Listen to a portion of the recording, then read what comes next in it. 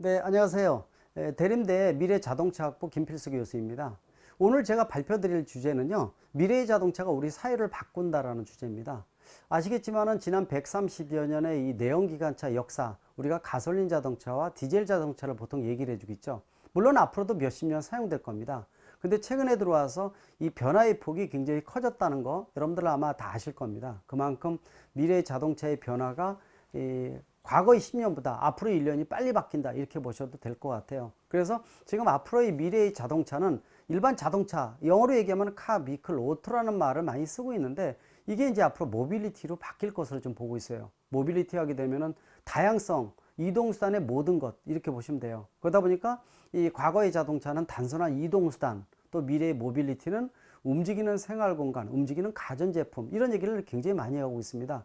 또 바퀴 달린 휴대폰, 또 움직이는 로봇이라는 말도 많이 쓰고 있죠. 그만큼 미래의 변화가 크게 변한다고 보시면 돼요. 또 그러다 보니까 패러다임 변화에 따라서 새로운 먹거리에 대한 것들도 새로 창출되고요. 또 구시대적인 부분들은 많이 사라질 것으로 지금 보고 있거든요. 여기에 맞는 일자리 창출도 이 부익부 빈익빈 형태로 갈 것으로 지금 보고 있어요. 그런 부분들을 유심히 보시면 될 것 같아요. 그래서 오늘 주로 주제는 현재 어떤 상황이 국내외에서 굉장히 중요한 변화인지에 대한 부분들 말씀드리고요. 또 특히 많이 부각되고 있는 전기차라든지 수소차에 대한 부분들, 또 여기에다가 자율주행 기능, 자율주행차죠.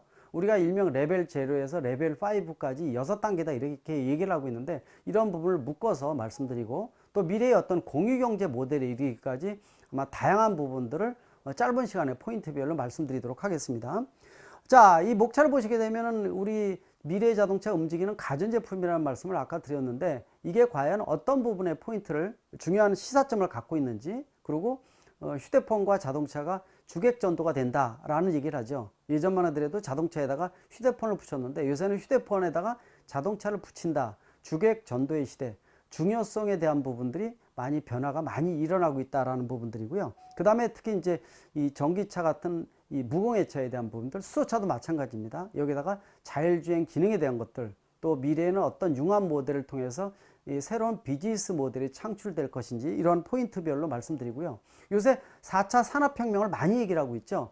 뭐 IT라든지 또 5G 같은 것들도 굉장히 많이 나오고 있습니다. 또 미래의 어떤 인공지능에 대한 부분들 이런 얘기가 굉장히 많이 나오고 있죠. 이 모두 다 미래의 모빌리티, 자동차로 다 포함이 된다 이렇게 보시면 될 것 같아요.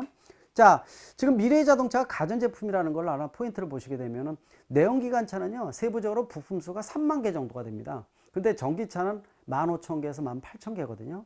반으로 줄어들어요.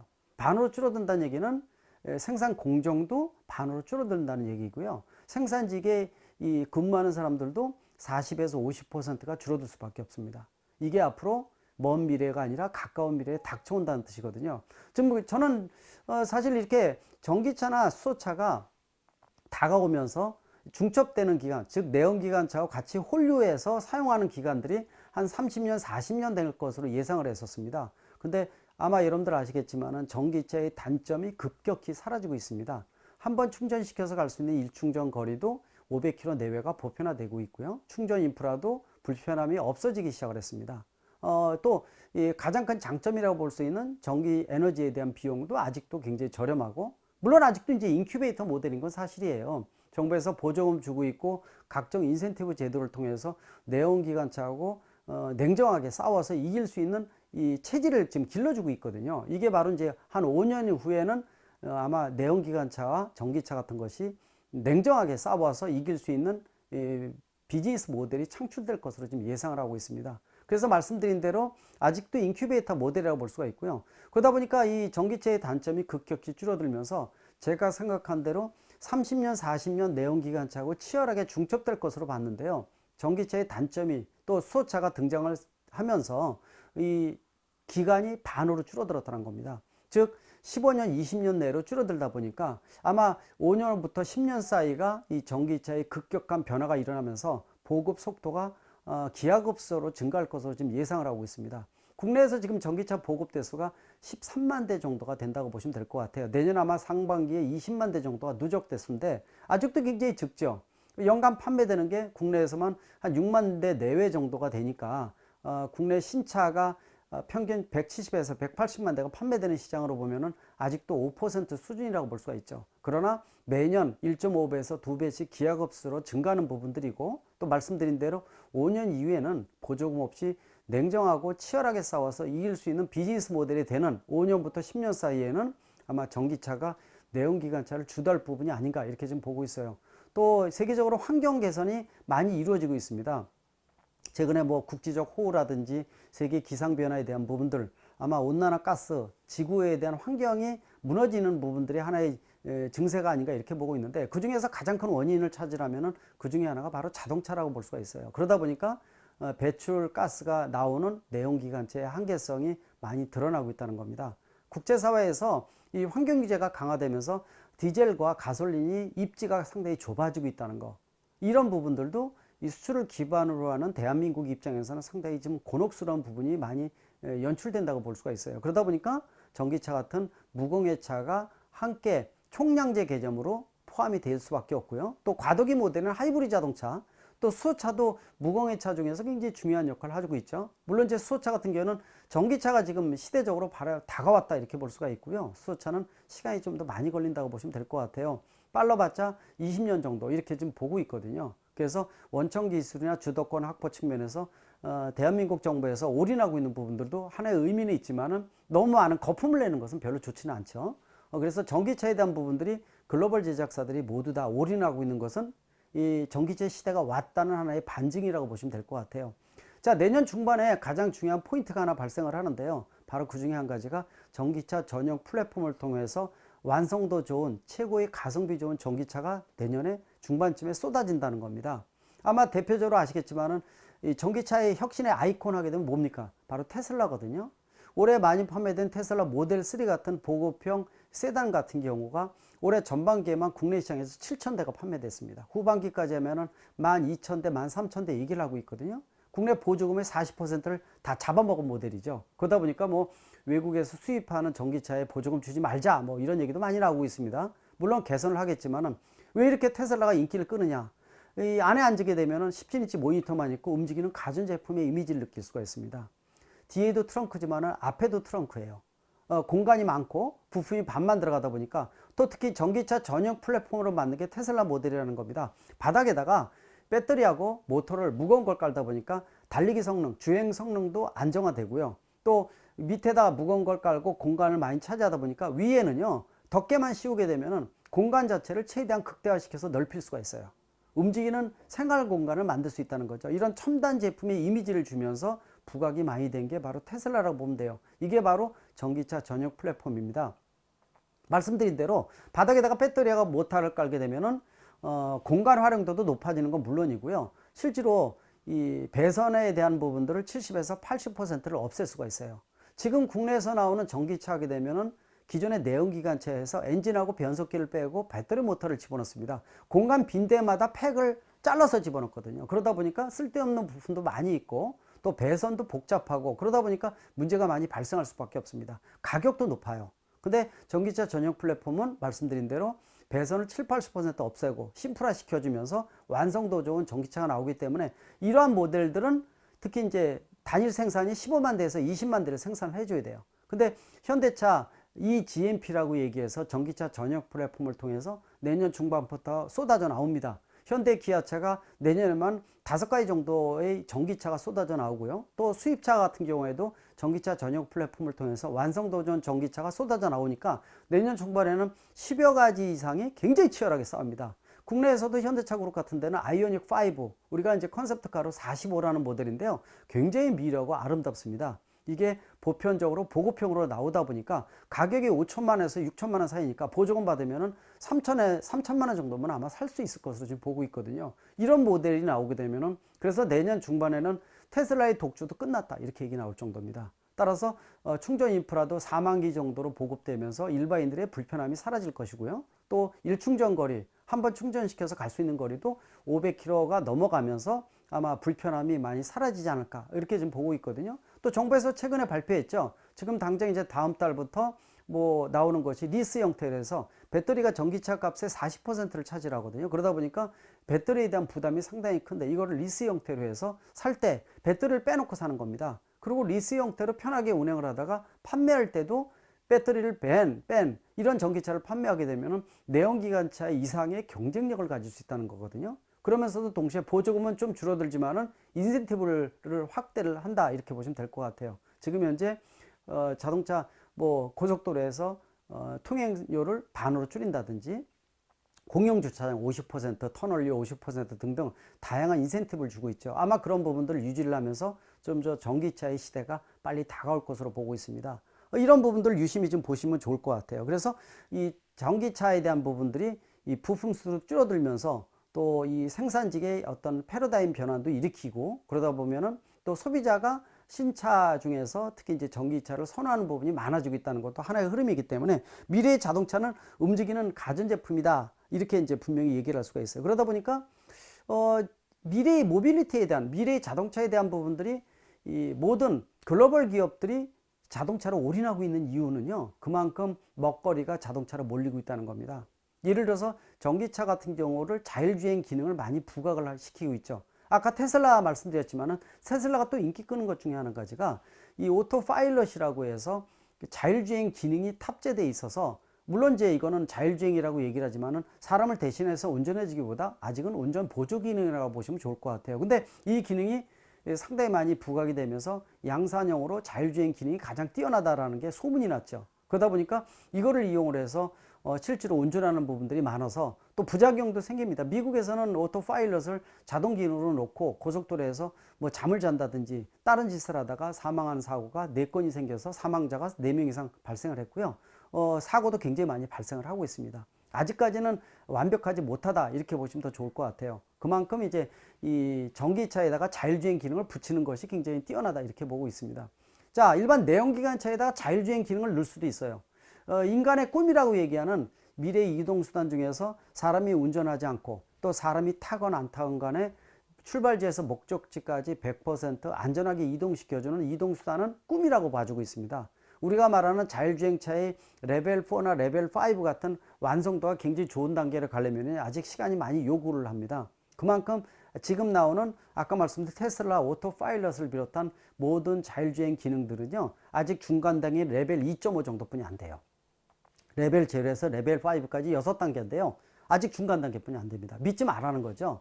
그래서 뭐 그런 부분 생각하게 되면 자율주행 기능이 미래의 먹거리 중에서 굉장히 중요한 역할을 해줍니다. 근데 내연기관차보다도 전기차에다가 자율주행을 붙이는 이유는요, 자, 내연기관차 요새 보시게 되면은 엔진 본인을 열게 되면 꽉 차 있습니다. 공간이 손이 안 들어갈 정도로 꽉 차 있어요. 그럼에도 불구하고 수십 년 동안 전기전자 시스템이 10,000개가 넘는데도 불구하고 배터리가 12V 배터리를 쓰고 있어서 에너지 용량이 굉장히 많이 딸립니다. 지금 현재 에너지 용량이 딸리다 보니까 지금 내연기관차는요, 에너지가 풀로 되어 있기 때문에 실질적으로 사용하는 에너지가 부족해서 여유분의 전기 에너지가 상당히 좀 부족한 게 현실이다, 이렇게 볼 수가 있거든요. 그래서 내연기관차에다가 이 자율주행 기능을 붙인다는 게 상당히 어렵다고 볼 수가 있어요. 왜 그러냐면은 공간도 없죠. 왜냐, 자율주행 기능이라는 것이 아시겠지만은 200m 이내의 각종 센서를 통해서 인지를 하고 카메라를 통해서 인지를 하고요. 바깥에 200m 바깥에 같은 경우에는 5G라든지 또 지능형 교통 시스템을 통해서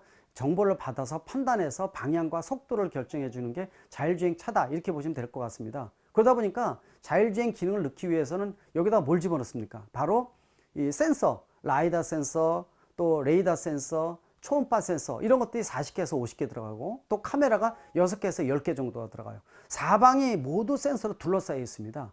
이런 것들이 다 공간을 필요로 하거든요. 또 무슨 에너지예요? 바로 전기 에너지가 굉장히 많이 들어가요. 또 실질적으로 이 들어온 분석 정보를 분석을 해줘서 소프트웨어가 돌아가줘야 되거든요. 여기에 주문용 반도체도 들어가고 또 예를 들어서 여기에다가 알고리즘을 통해서 분석을 해줘야 됩니다. 근데 여기에 들어가는 전기 에너지가 굉장히 큽니다. 여러분들 아마 아시겠지만은 한번 저런 걸 한번 생각을 해보세요. 예를 들어서 실질적으로 전기 에너지에 대한 부분들을 얘기를 할 때 200m 이내의 각종 정보를 분석을 해주는데, 실제로 내연기관차에다가 이 자율주행 기능을 넣게 되면요, 상당히 좀 고민사항이 많은 것이, 공간도 적지만은 전기 에너지가 굉장히 많이 적다고 볼 수가 있어요. 예를 들어서 우리가 내비게이션을, 휴대폰에 내비게이션 켜놓고 어디 목적지 가게 되면요, 충전 안 시키고 가보게 되면 반으로 확 주는 거 볼 수가 있어요. 즉 내비게이션이라는 것이 정보를 각각의 정보를 판단을 해서 방향과 속도 이런 걸 결정해서 내비게이션을 방향을 결정을 해주고 속도 같은 걸 알려주는데요. 전기 에너지 소모가 굉장히 큽니다. 그래서 휴대폰에 방전되는 에너지 용량을 보게 되면 얼마큼 문제가 큰지 이런 것들을 알 수가 있거든요. 그런 측면에서 보게 되면은 실질적으로 일반 내연기관차에다가 자율주행 기능을 넣는다라고 생각을 한번 해보십시오. 엄청나게 많은 에너지를 소모할 겁니다. 근데 아까 말씀드렸죠. 내연기관차는 전기 에너지가 굉장히 많이 부족하다 이런 말씀을 드렸습니다. 거기다 공간도 부족해요. 그러다 보니까 내연기관차를 자율주행 기능을 넣는다는 것이 상당히 어려운 부분이 많습니다. 근데 전기차는 한번 생각해 보세요.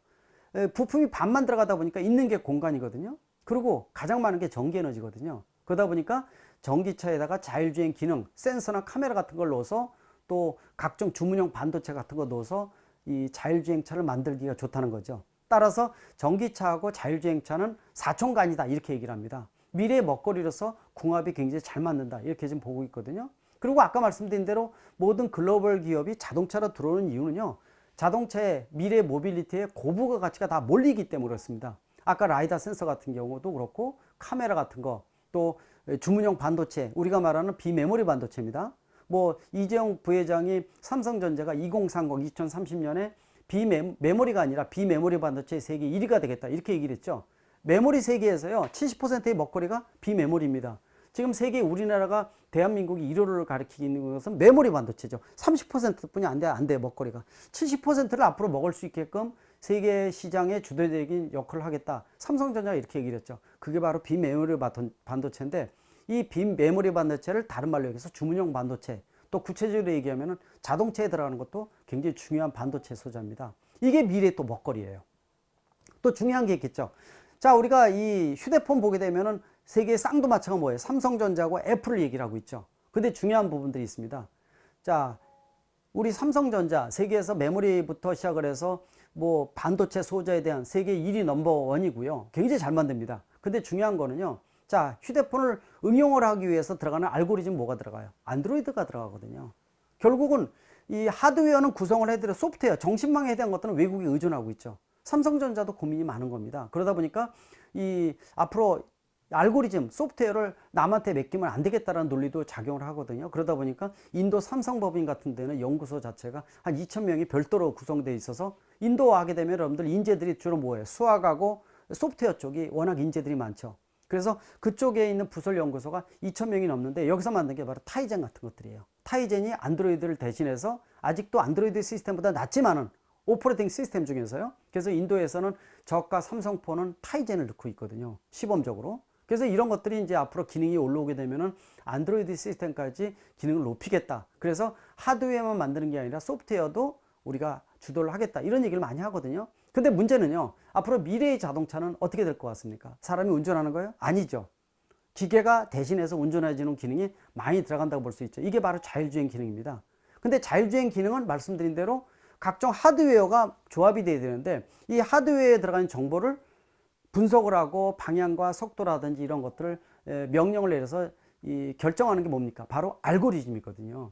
이 자동차에 들어가는 알고리즘을 누가 지배하느냐가 세계를 지배한다 이렇게 보시면 돼요. 그래서 휴대폰의 넥스트 스테이지 제2차 세계대전은 바로 뭐냐? 자동차의 알고리즘을 누가 먹느냐도 굉장히 중요한 역할을 합니다.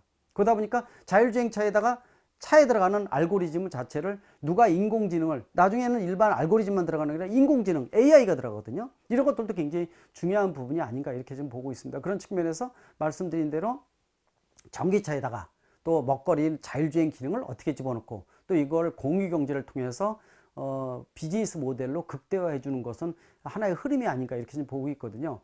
그래서 자율주행차, 전기차를 별도로 띄어서 얘기할 수 있지만은 뭉쳐서 융합적인 개념으로도 보셔도 좋을 것 같아요. 이 속에 존재하는 다양한 비즈니스 모델이 굉장히 크게 드러난다 이렇게 보시면 될 것 같습니다. 이 전기차에 대한 것들도 이 지금 대한민국이 상당히 세계 시장에서 두드러지게 부각을 많이 시키고 있지만은요 아직도 지금 문제점도 상당히 많이 있습니다. 보조금도 아직 세계 시장에서 강점이 굉장히 높다. 그리고 공격적으로 보급을 하고 있고 충전 인프라, 수소차도 마찬가지라 볼 수가 있거든요. 근데 중요한 부분들이 이 양적 팽창에 추진을 하다 보니까 한국형 선진 모델을 구축하는 데는 상당히 좀 애로사항이 컸다고 볼 수가 있어요. 아직도 미비점이 많다고 볼 수가 있거든요. 예를 들어서 도심지에서 70%가 아파트에 거주를 하고 있습니다. 근데 아파트 같은 경우에는 공영 주차장이 있는데 공영 주차장에 충전기를 어떻게 설치하는지 이런 것들도 나만을 위해서 별도로 충전소를 만들어 준다는 건 어렵거든요. 이럴 때는 벽에 있는 콘센트를 이용한 모바일 충전기 같은 걸 활용한다든지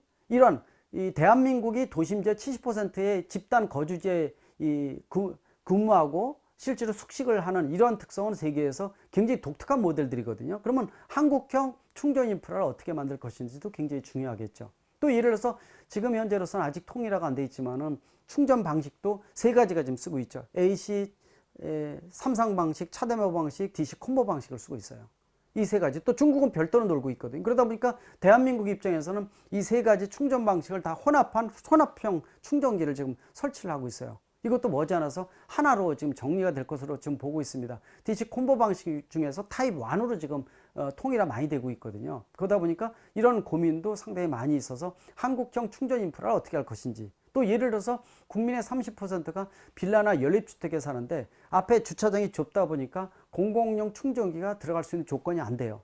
지금 현재 충전기 설치가 국민의 30%는 아예 예외로 제쳐져 있다는 거죠. 이런 것들도 좀 풀어서 한국형 질적 관리가 굉장히 중요한 부분들이라고 볼 수 있어요. 또 일본 같은 것도 참 잘 말합니다. 일본 같은 데는요, 충전 인프라가 우리보다 훨씬 더 많은데도 불구하고 어디를 가보더라도 충전기가 고장난 게 하나도 없어요. 민관 구분 없이 하나도 없습니다. 그 이유는 중앙정부에서 별도의 충전기 관리 예산을 편성을 해서 민관 구분 없이 고장난 충전기를 고치면 확인을 해서 비용을 지불해 주고 있어요.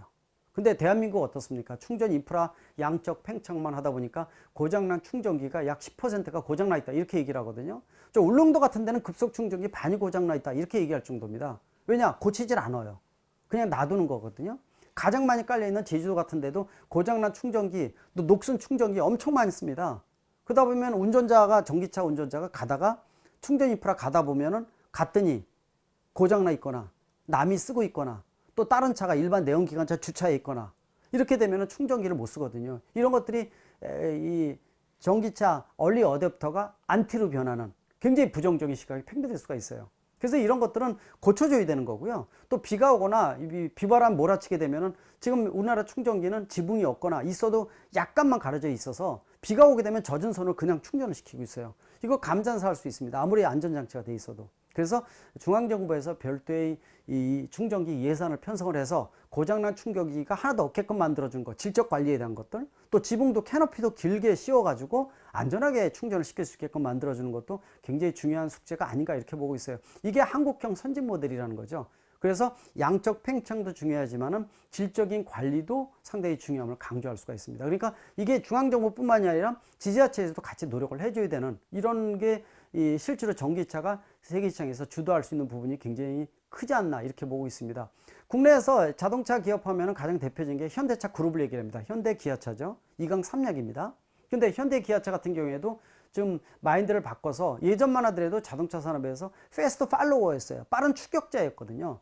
선진국에서 하던 거 남아있는 이윤이 있으면 거기서 빨리 덤벼들어서 속도전을 내가지고 이윤을 먹었던 이런 개념이었어요. 이제는 바뀌어 있죠. 이제는 패스트 팔로워가 아니라 퍼스트 무버가 돼야 됩니다. 선도적으로 나가야 된다는 거죠. 그런 측면에서 아까 말씀드린 대로 내년 중반쯤에는 전기차 전용 플랫폼을 통해서 완성도 좋은 전기차가 다양하게 나오면서 내년 중반에는 현대차 그룹을 비롯한 국내의 전기차 수준이 세계 시장에 선도하는 이런 모델이 많이 등장을 하고 또 시장이 테스트베드를 통해서 국내는 일단 180만 대의 테스트베드거든요. 여기서 활성화돼서 소비자의 각종 니즈를 반영을 하게 되면은 전 세계 어디든지 수출을 하더라도 우리가 먹거리가 되고 일자리 창출이 되지 않을까 이렇게 기대를 할 수가 있습니다. 따라서 하나하나 지금 법적 제도적으로 미비된 부분들을 얼마큼 보완해 주느냐도 굉장히 중요한 부분이 아닌가 분명히 말씀드릴 수가 있어요. 여기에다가 아까 고부가 같이 있는 자율주행 기능을 넣는 것이 굉장히 중요하다 이렇게 보고 있습니다. 자율주행 기능은요, 여러분들 아마 많이 아실 거예요. 레벨 0부터 레벨 5까지 6단계로 되어 있습니다. 레벨 0는 사람이 100% 운전하는 거, 레벨 1은 고속도로 같은 데서 앞뒤째의 간격을 자동으로 조정해주는 크루즈 컨트롤 아마 아시죠? 어댑티브 크루즈 컨트롤, 또 차선 이탈 경보 장치 아마 요새 많이 들어가죠. 이런 하나하나 시스템이 들어간 걸 레벨 1이라고 보시면 돼요. 그럼 레벨 2는 뭐냐면은 앞에 간격, 옆에 차선 이탈 종합적으로 들어간 에이다스 시스템이라고 그러죠. 여기서부터는 자율주행 기능이 좀 더 통합니다. 놓고 한산한 고속도로나 전용도로에서 맑은 날 놓고 가면은 알아서 잘 따라가요.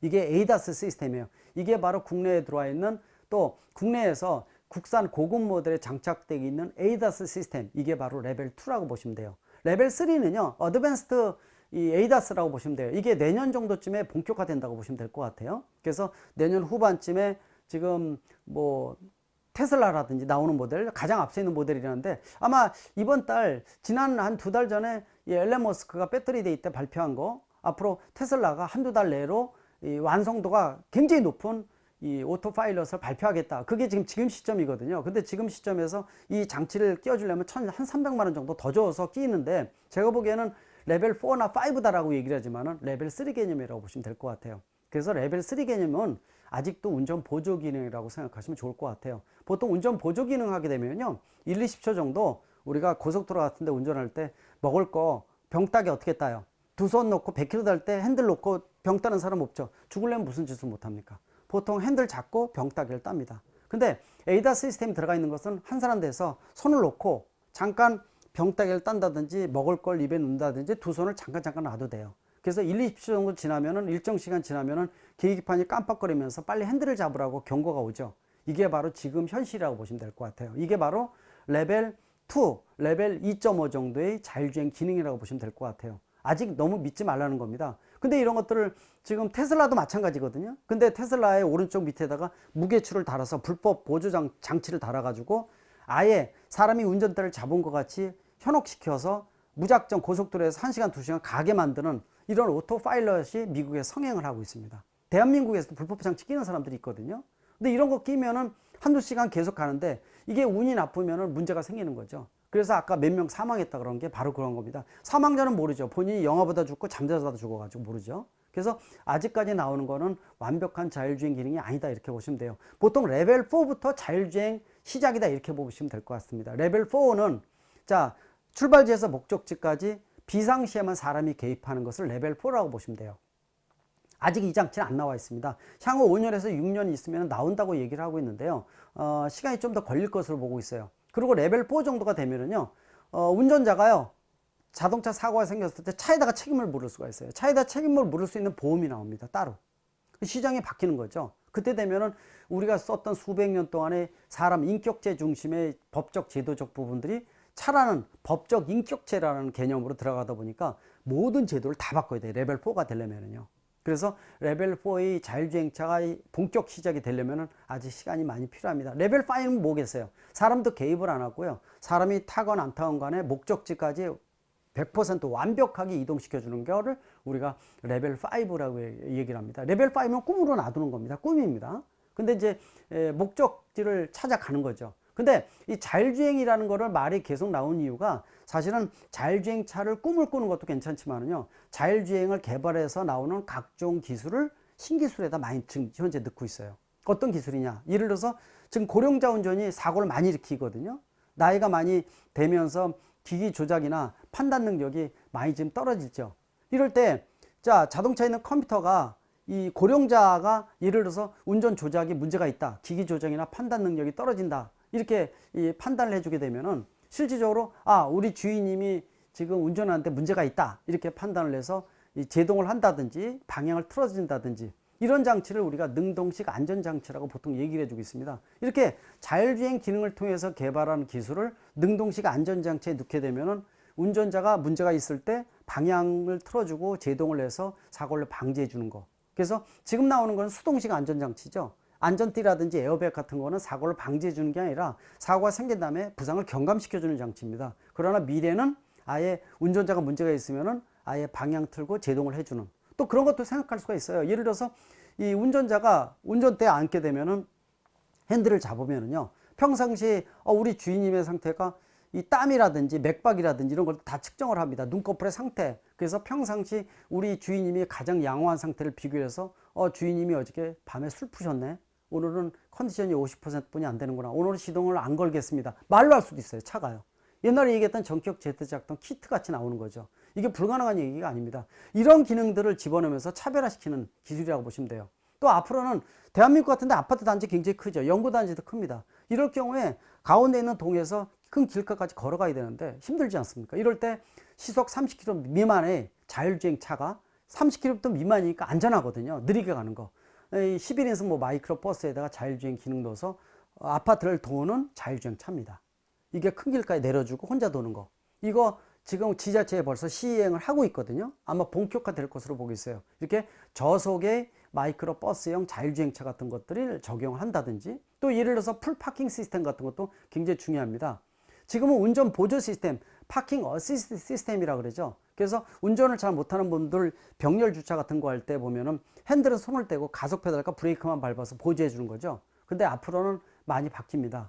이제는 호텔에서 세미나가 있다. 근데 주차장까지 내려갈 필요가 없어요. 앱에다가 휴대폰 앱을 깔아가지고 현관에 내려서 휴대폰 앱을 딱 누르면요, 얘가 자율주행으로 저속으로 알아서 자기 주차장 찾아갑니다. 찾아가서 주인님한테 휴대폰을 딱 오죠. 주인님, 지하 몇 층 어디에 안전하게 주차해냈습니다. 일 보고 오세요 라고 신호가 옵니다. 그리고 끝나서 워크숍이 끝나가지고 나갈 때, 악수하고 나갈 때 눌러놓으면은 현관까지 딱 와서 차가 대기하는, 그러니까 풀파킹 시스템, 자동 발레 기능이 있죠. 이게 자율주행 기술을 통해서 개발된 기술들이에요. 이런 것들이 들어간다는 겁니다.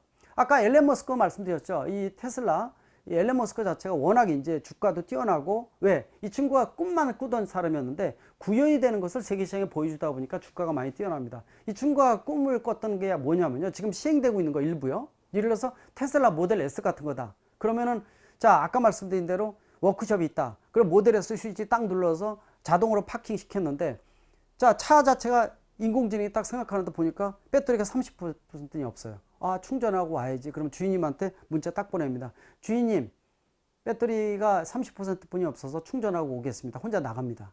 그리고 슈퍼차저 같은 데 가서 무선 충전시키는 거예요. 그리고 혼자 돌아와서 딱 와서 주인님한테 딱 보내요. 주인님 8,000원 후불 하시면 됩니다. 이게 1단계입니다. 2단계는요, 혼자 충전만 하는 게 아니라 무인 우버가 돼가지고 돌아다니면서 손님 태우고요, 돈을 벌러 돌아다니는 거죠. 돈 벌고 나중에 들어와서 주인님 오늘 8만 원인데 주차비 8만 원 중에서 2만 원은 배터리비입니다. 순수이익이 6만 원입니다. 이런 거를 보내줄 수가 있어요. 이게 2단계거든요. 이게 허무맹랑한 꿈같이 생각되십니까? 아니라는 거거든요. 앞으로는 굉장히 중요한 부분들이 많이 진전되기 때문에, 그래서 미래의 전기차에 대한 것들은 무공해 차, 물론 이제 차 자체는 무공해지만은 또 고민거리도 있어요. 대한민국 같은 데는 상당히 고민거리 중에 한 가지가, 만약에 전기차가 50만 대, 100만 대 늘어난다 이렇게 생각하면 여기에 들어가는 전기에너지를 어떻게 만들어내냐가 굉장히 중요합니다. 예를 들어서 노르웨이 같은 나라는요, 굉장히 좋은 게 한반도 2.5배죠. 인구 밀도 500만 분이 안 되죠. 또 그러다 보니까 전기차에 대한 부분들이 작년에도 60에서 70%가 전체차 중에서 70%가 판매됐어요. 전기차가요. 그리고 의회에서도 결의를 했죠. 2025년, 지금부터 5년 이후에는 아예 내연기관차는 노르웨이에서 사고 팔 수가 없어요. 전기차 이후에는요. 무공해차 이후에는요.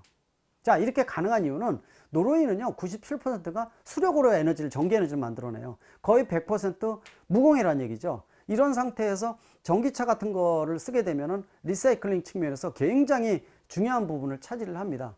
그러다 보니까 이 전기차만 만들면 노르웨이는 완전한 이 친환경 천국으로 만들 수가 있죠. 근데 대한민국 한번 보십시오. 지금 뭐 탈원전 시켰지만은 에너지원이 천연가스라든지 아직도 석탄화력이 많이 있거든요. 예를 들어서 당진에 있는 석탄화력 발전소에서 만든 전기 에너지를 서울에 쓴다. 그럼 서울에 쓰는 전기차는 무공이니까 서울은 좋아지죠. 근데 당진은 뭐가 됩니까? 엉망이 돼버리는 거죠. 따라서 여기에 들어가는 전기 에너지를 친환경으로 만들어내는 것도 중요합니다. 지금 태양광이라든지 풍력 얘기하고 있지만은 7% 미만입니다. 아직 보조 기능이죠. 이걸 주된 역할을 못해요.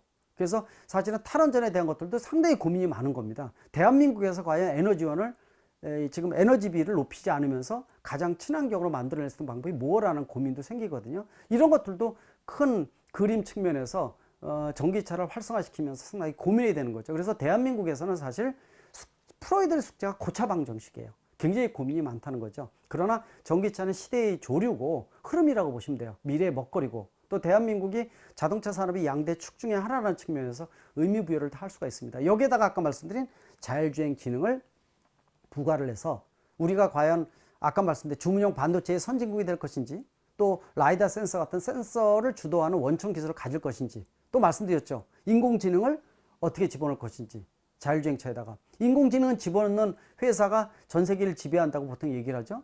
딱 그런 얘기는 있습니다. 인공지능이 세계를 멸망시키, 인류의 가장 큰 최대의 적이 될 것이다. 이런 얘기를 많이 합니다. 왜냐하면 이기기도 하지만은 잘못 사용했을 때는 문제가 되죠. 터미네이터가 어떤 영화입니까? 바로 인공지능이 자기 살기 위해서 핵전쟁 일으키고 로봇을 만들어서 인류를 멸살하는 이런 시리즈죠. 이게 30년 전부터 나온 영화니까 대단하지 않습니까? 이 인공지능이 이 차에 들어갔을 때 이 인공지능이 필요하면은 자기가 무기가 돼가지고 예를 들어서 사람을 공격할 수도 있는 이런 것도 나올 수가 있어요. 이게 흉기가 된다고 볼 수가 있거든요. 예를 들어서 한번 생각을 해보세요. 한 예를 들어서 말씀드릴게요. 자, 자율주행 기능이 들어가는, 인공지능이 들어간 자율주행차입니다. 근데 예를 들어서 횡단보도에 아이가 노란색 입은 유치원생이요. 손 들고 한 명씩 차례대로 쭉 지나가고 있어요. 지나가고 있는데 내 차가 시속 100km로 가고 있는데 브레이크가 고장났어요. 그럼 어떻게 합니까? 인간이 운전할 때는요. 아이들이 앞에 있다. 그럼 핸들을 꺾어요. 그게 사람입니다. 내가 사망하건 부상을 입건 그 다음 문제예요. 그건 생각 안 합니다. 그게 사람이거든요. 근데 인공지능이 들어갔다 한번 생각을 해보십시오. 인공지능은요. 좌로 꺾으면 탑승자 2명 사망, 우로 꺾으면 3명이 다 죽는다. 이렇게 판단을 내리면은요. 아이들 중에서 사이가 가장 먼 애를 한 명 대상 한 명만 죽일 수가 있어요. 그러면은 나는 3명을 살리고 1명을 죽였으니까 효율적 있지 않느냐. 이렇게 판단했을 때 우리가 윤리적으로 그걸 인정할 수 있습니까? 이런 사례가요. 수만 가지예요. 인공지능을 차에다 집어넣었을 때.